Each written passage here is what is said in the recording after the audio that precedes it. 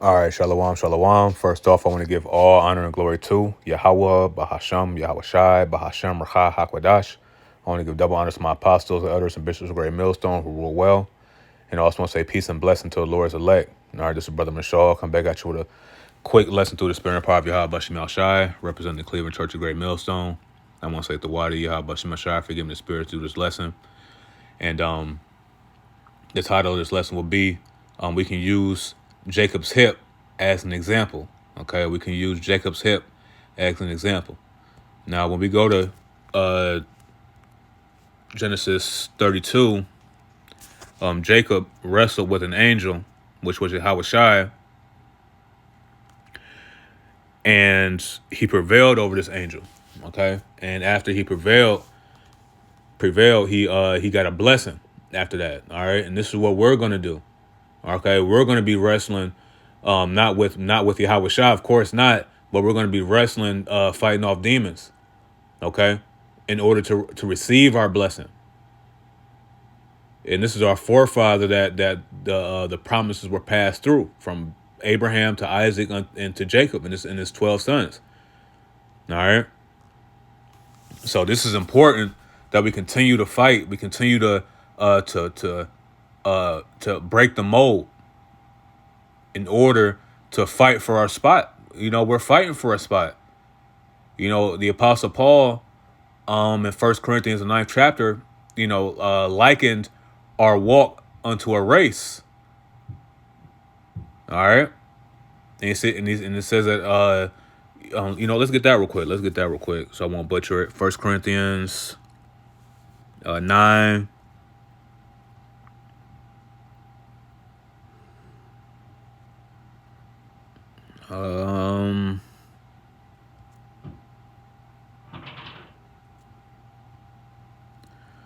And 24, 1 Corinthians 9 and 24 says, know ye not that they which run in a race run all, but one receiveth the prize. So run that ye may obtain. You see? So we're running towards that finish line.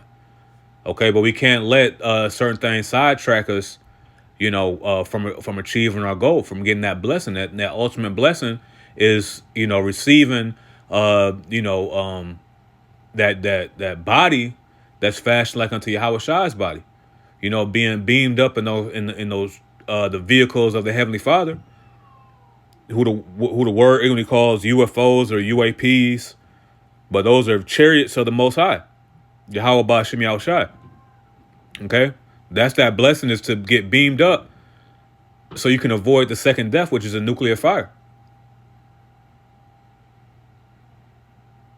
All right, all the blessings that was promised. We want to be the first fruits. We don't want to have to feel that, that nuclear fire and then get born back into the kingdom through the loins of the elect. And then it's going to be a period of shame, man. Because everything is going to be replayed and relived. So if you gave up, you put your hand to the plow and you took it off, you're not fit for the kingdom, man. All right. So we're going to go to Genesis 32 and 24. It says, and Jacob was left alone, and there wrestled a man with him until the breaking of the day. Okay, and that man was an angel, and that was Yahweh Shai. Okay, and this is why he received the blessing. Okay, and it's gonna say that here in a couple of verses. Verse 25, it says, and when he saw that he prevailed not against him, see, so he was it was all set up. You can't box with Yahweh Shai, but this was all set up, right? It says, and when he saw that he prevailed not against him, he touched the hollow of his thigh, and the hollow of Jacob's thigh was out of joint as he wrestled with him. Okay, so the angel Yahweh Shai dislocated his hip. That's a painful thing. All right, because your hip is where your core is at. Your core is allows you to keep balance, allows you to to do different things. Put power into certain movements. You got to have a strong core to be able to do certain things. But without that hip, being in the right place, it's a hell of a painful thing to observe. All right. Verse 26, it says, and he said, let me go. So this is the angel telling Jacob to let him go, right? It says, um, for the day breaketh, and he said, I will not let thee go except thou bless me. You see, Jacob said, I'm not letting you go, man. I've been through all this.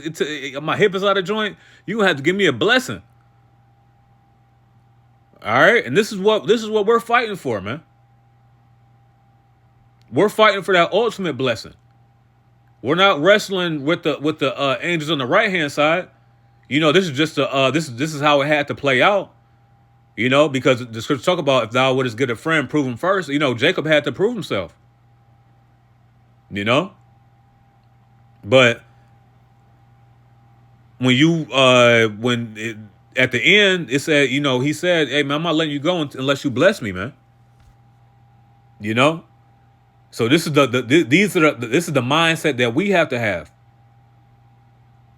That we're not giving up the fight until we receive our blessing.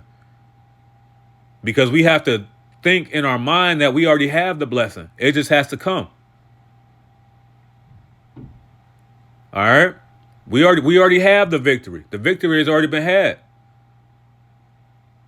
It just has to play. It just has to play here. It just has to play out here on earth. All right. Verse 27. It says, and he said unto him, what is thy name? And he said, Jacob. And he said, thy name shall be no more Jacob, shall be called no more Jacob, but Israel. For as a prince has thou power with the Most High Yahweh and with men, and has prevailed. You see? So this is what we want to do. We want to prevail over our circumstances. We want to be able to overcome our shortcomings. We want to be perfect and blameless at the coming of Yahweh Shai. Let's get this word prevail. It's yakal, meaning to endure, right? To prevail, overcome, endure, have power, be able. Woo! Be the victor. You see? We want to obtain that victory.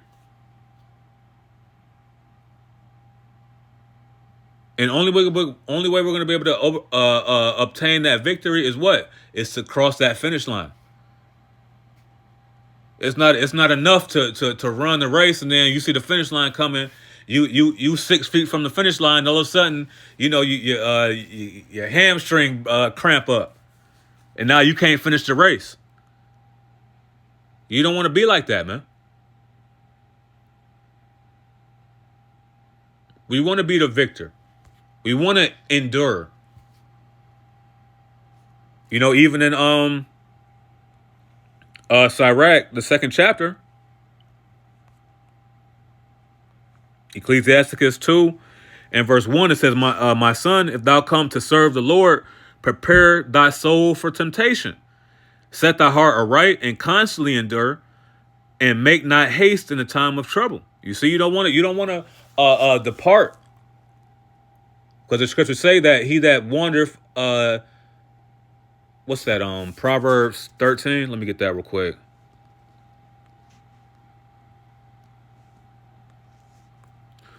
Proverbs 13. No, that's not it.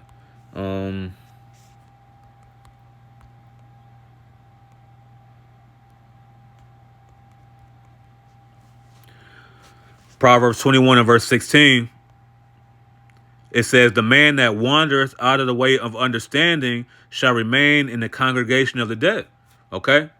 So when you're not able to, finish the course, what's going to happen? You're going to stray off course. Then you wander out of the way of understanding, man. Out of this knowledge, out of this doctrine. So this is why we fight.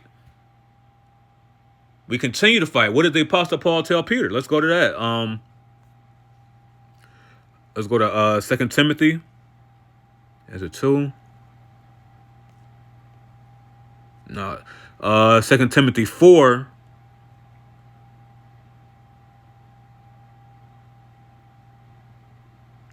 In verse 7, it says, I have fought a good fight. I have finished my course. I have kept the faith. All right, let's get this word finished.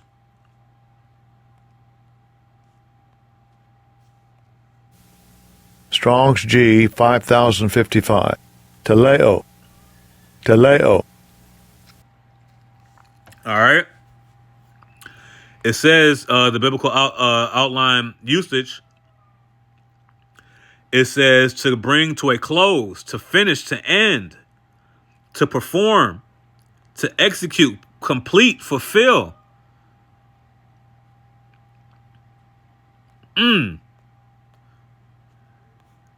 It says with special reference to the subject matter to carry out the contents of a command.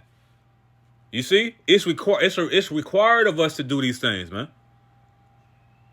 There's something about in Romans the 12th chapter about making your body living sacrifice, because this is our reasonable service. We always have to constantly be reminded to keep fighting, man. Keep putting on those boxing gloves.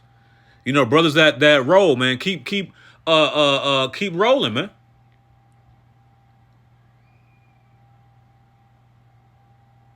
You know, we have to continue to endure until the end. Right? That's what Yahushua said. Yahushua said that those that endure unto the end, the same shall be saved. All right, so when you see the finish line, what you're supposed to do? You're supposed to go harder, right? And this is what we're doing. We're going harder for Yahweh Bashem Shah, because we see the finish line coming. All right, verse 2 Timothy chapter 4 and verse 8. It says, henceforth there is laid up for me a crown of righteousness. You see, what is laid up? A crown. That crown that the Lord is going to put on the elect's head, and Lord willing, I'm a part of that number. You can read about that in 2nd Ezra, the 2nd chapter. All right. It says, henceforth there is laid up for me a crown of righteousness, which the Lord, the righteous judge, shall give me at that day. And what day is that? That's that day of the dreadful day of Yahweh Bashem Yahushai, man. Because simultaneously as America is getting destroyed in various different places of the world, the elect will be beamed up and getting that crown placed upon your head, man. And Yahushai's words will be, well done, good and faithful servant. All right. It says, 2 Timothy 2 and verse 4, it says, henceforth there is laid up for me a crown of righteousness, which the Lord, the righteous judge, shall give me at that day, and not to me only, but unto all them also that love his appearing. You see, and that's the elect. The elect are adorning themselves in that white garment for the husbandman to return.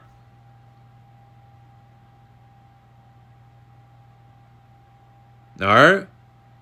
The Apostle Paul said that he has espoused us to one husband and made us a chaste virgin. You see? So we're waiting for that crown of righteousness. But we have to endure until the end in order to get that crown. All right, let's go to Revelation, the 2nd chapter. In the 10th verse, it says, fear none of those things which thou shalt suffer.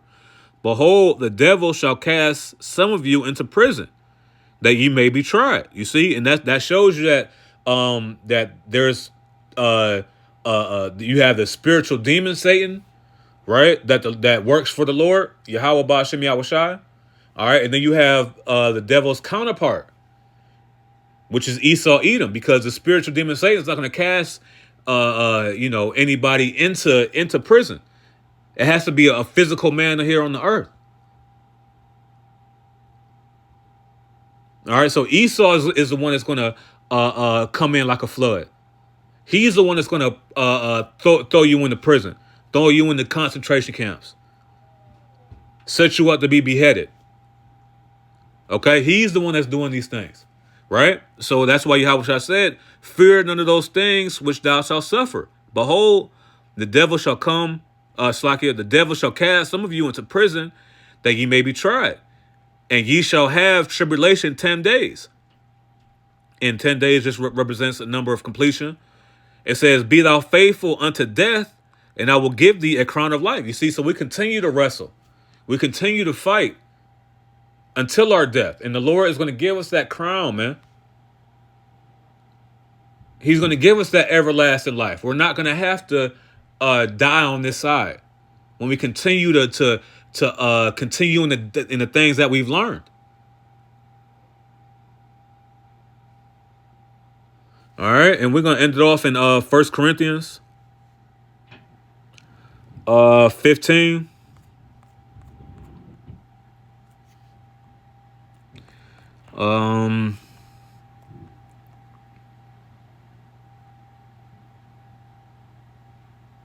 And verse 58, it says, therefore, my beloved brethren, be ye steadfast, unmovable, always abounding in the work of the Lord, for as much as ye know that your labor is not in vain in the Lord. You see, we believe that our labor is not in vain.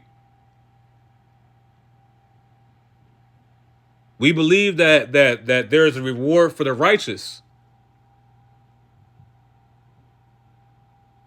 We believe the promises. We believe the things that are not seen, because those things are eternal. So what do? We continue to fight. We continue to push. We continue to grind.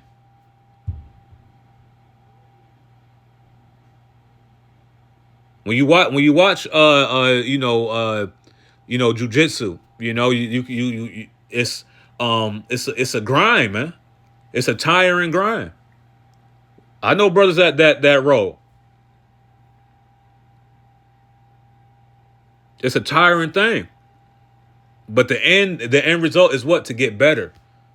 Because this is what we're striving for, to get better day by day. And ultimately, the ultimate reward is what? The kingdom of heaven. That blessing that the Lord is going to give us. Because now we're not wrestling with Yahweh Shai. Now we're wrestling against Satan, whom the Lord sent to test us and to try us. Just like he did Job. Just like he did Yahweh Shai. When you read Matthew, the 4th chapter. All right, so Lord, when this lesson was edifying, I want to give all honor, glory, and infinite worship to Yahweh, Bahashem, Yahweh Shai, Bahashem, Racha HaKodash. I want to give double honors to my apostles, elders, and bishops of Great Millstone. Till the next time I say, Shalom.